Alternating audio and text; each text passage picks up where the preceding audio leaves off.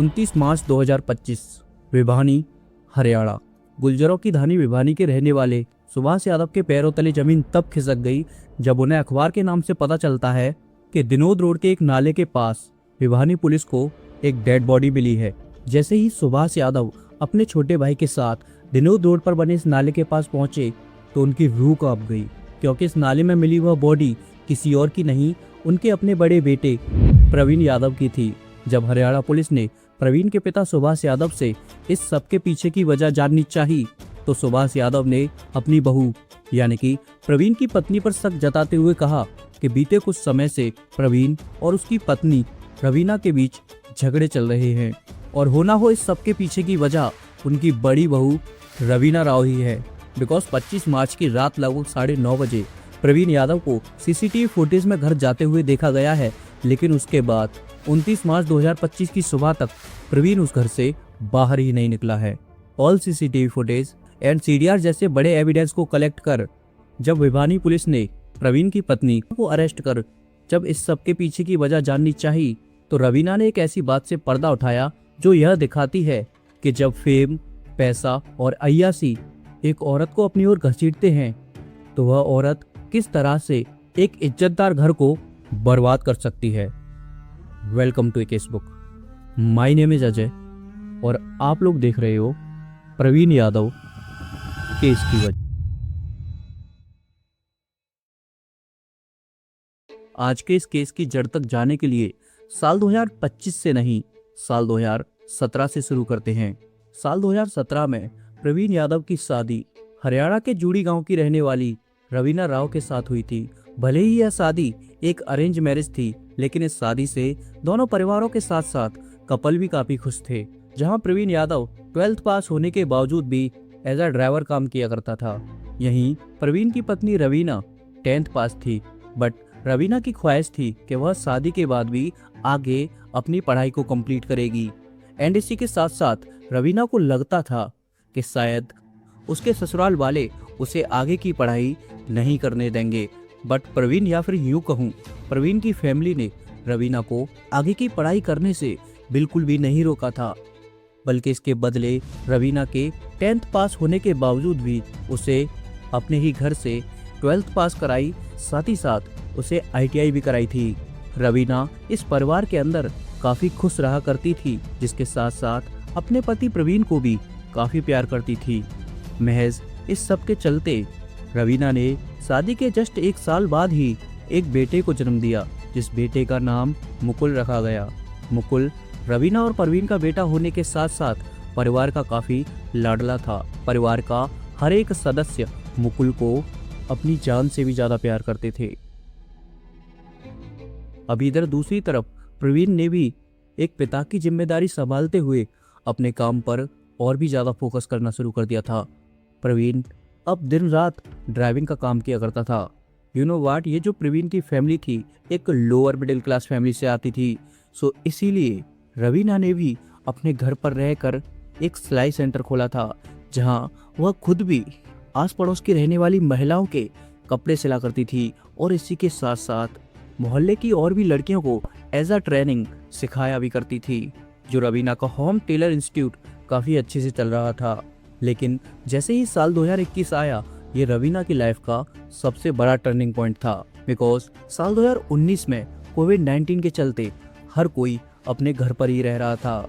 And you know, कोविड-19 के दौरान social media का क्रेज एक साथ काफ़ी उभर कर आने लगा था। लॉकडाउन के चलते सभी लोग अपने घर के अंदर रह रहे थे, जिस वजह से लोग अपना ज़्यादातर समय सोशल मीडिया पर बिता रहे थे। जहां कुछ इन्फ्लुएंसर इंस्टाग्राम या टिकटॉक पर रील्स बनाते, वहीं आम जनता उन्हें देखकर अपना समय काटती थी। और यहीं पर रवीना भी इंस्टाग्राम पर रील्स स्क्रॉल करने लगी थी। लेकिन इन सब रील्स को स्क्रॉल करते करते रवीना के ऊपर भी रील्स बनाने का फितूर सवार हो जाता है और रवीना भी अपना इंस्टाग्राम पर पेज बनाकर उस पेज पर डांस करते हुए रील्स अपलोड किया करती थी। लेकिन देखते ही देखते रवीना का पेज काफी जल्दी ग्रो करने लगा था। उसने चंद रील्स डालने के बाद ही उस पेज पर लगभग 38 के से भी ज्यादा फॉलोवर्स अचीव कर लिए थे। अब रवीना राव अपने इलाके की सोशल मीडिया इन्फ्लुएंसर बन चुकी थी, जिसके चलते आसपास के लोग उसे जानने लगे थे। यू नो व्हाट, जहाँ पॉजिटिव होता है कहीं ना कहीं वहाँ नेगेटिव भी होता है।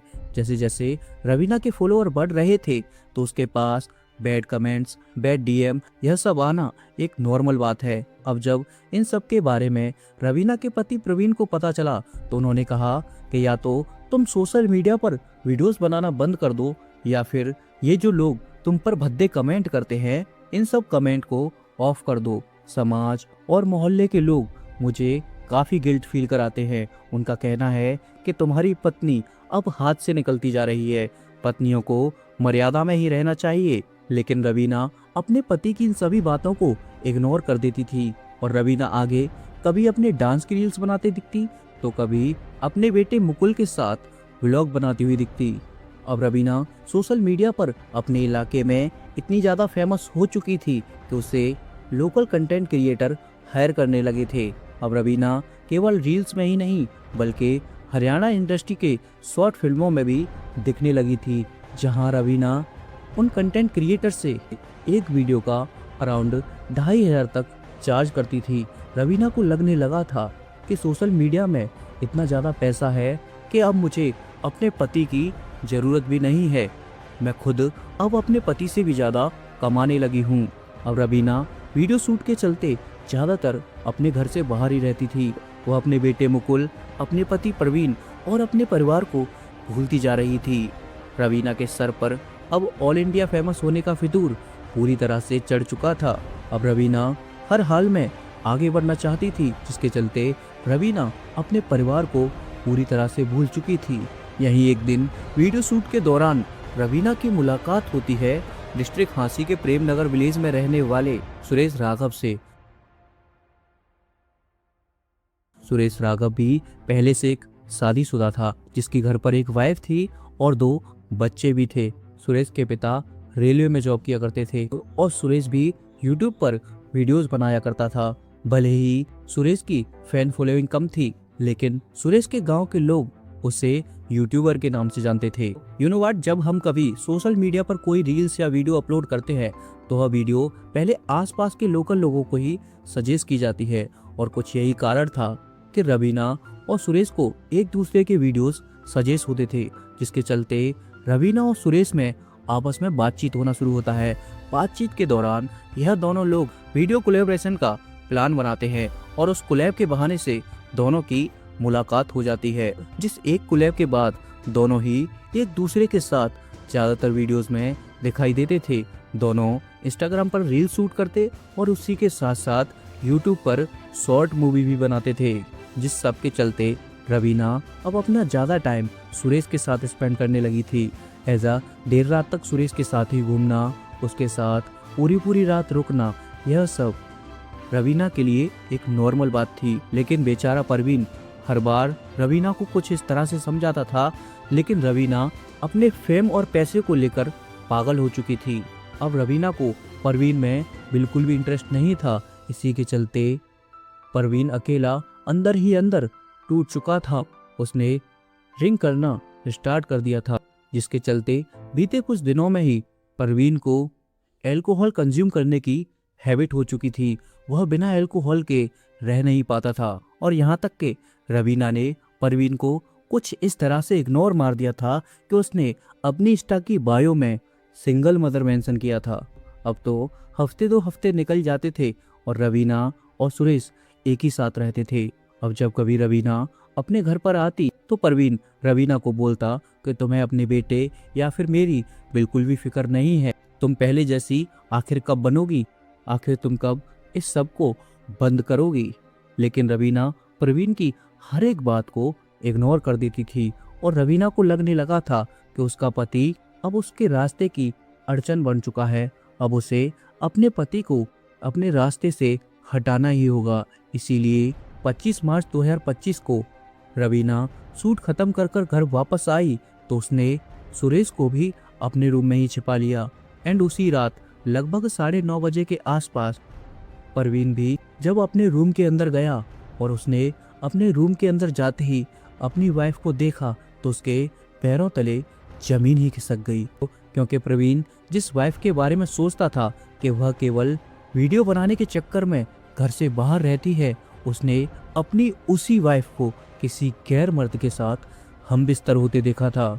अब प्रवीण का गुस्सा 7वें आसमान को छू चुका था और प्रवीण तुरंत ही सुरेश के साथ मारपीट करना शुरू कर देता है, जहां सुरेश प्रवीण को फर्श पर गिरा उसका गला दबाने लगता है। सुरेश और रवीना दोनों ही मारपीट करते हैं।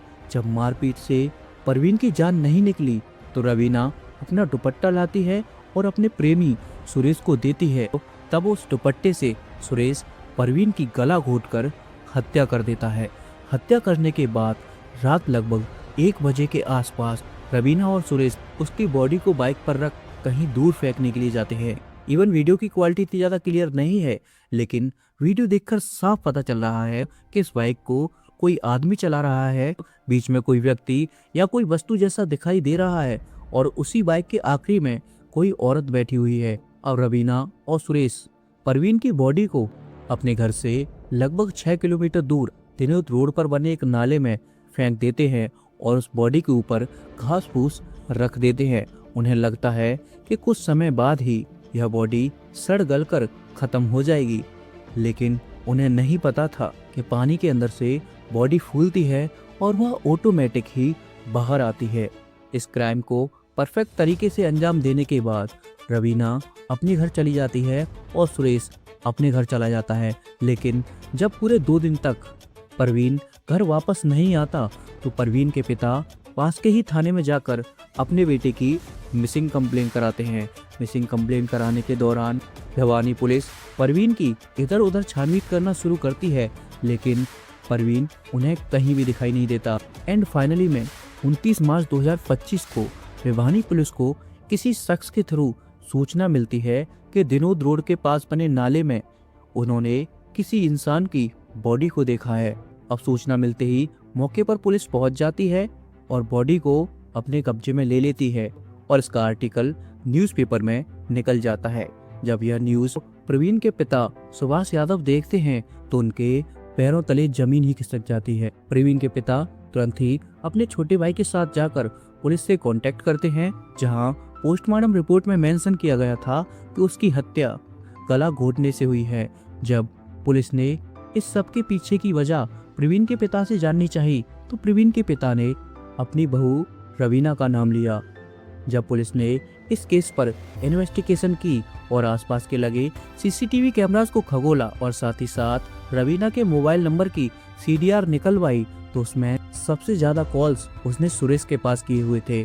और जब पुलिस ने रवीना और सुरेश उस रात की दोनों की मोबाइल टावर लोकेशन निकलवाई तो उस दौरान दोनों के मोबाइल फोन्स एक ही जगह पर एक्टिव थे, जिस सब के चलते पुलिस रवीना और सुरेश को हिरासत में ले लेती है।